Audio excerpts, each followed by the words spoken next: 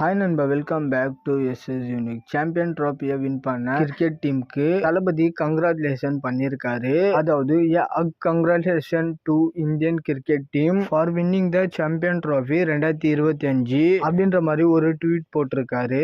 நேற்று final match எல்லாருமே பார்த்துருப்பீங்கன்னு நினைக்கிறேன். நியூசிலாண்டை அடிச்சு சாம்பியன் ட்ராஃபியை வின் பண்ணிட்டாங்க இந்தியா. ஸ்டார்டிங்ல என்னடா மேட்ச் சப்பியா போயிட்டு இருக்கு, ஈஸியா ஜெயிச்சிரும் போல அப்படின்ற ஒரு மனநிலையில இருந்தாலும் விராட் கோலி விக்கெட்க்கு அப்புறம் பேக் டு பேக் விக்கெட் விழுந்ததுக்கு அப்புறம் லைட்டா ஒரு பயம் வந்துச்சு.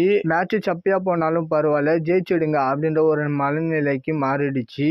பட் ஃபைனலா போயிட்டு கொஞ்சம் ஈஸியாவே ஜெயிச்சிட்டாங்க. ஸோ T20 வேர்ல்டு கப்புக்கு அப்புறம் இப்ப சாம்பியன் ட்ராஃபின்னு ஒரு அசாத்தியமான டீமா மாறி இருக்கு இந்தியா. அதுக்கு முன்னாடி ODI வேர்ல்டு கப்பையும் அடிக்க வேண்டியது, ஜஸ்ட் ஃபைனல் மட்டும் லாஸ் பண்ணிருப்பாங்க. அந்த டோர்னமெண்ட்டும் சரி, T20 வேர்ல்டு கப்பும் சரி அன்டிஃபிகல்ட் டீமா இருந்திருக்காங்க.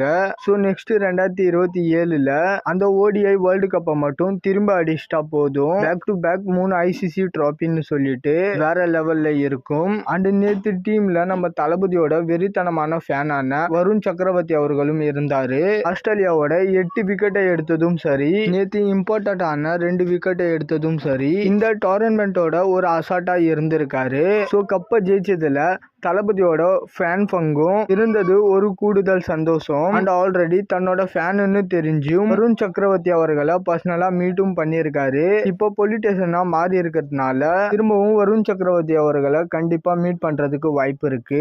நெக்ஸ்ட் IPL வேற ஸ்டார்ட் ஆக போகுது. ஸோ இனிமேல் ஒரு 2 மாசத்துக்கு ஒரு தரமான என்டர்டைன்மெண்ட் இருக்கு.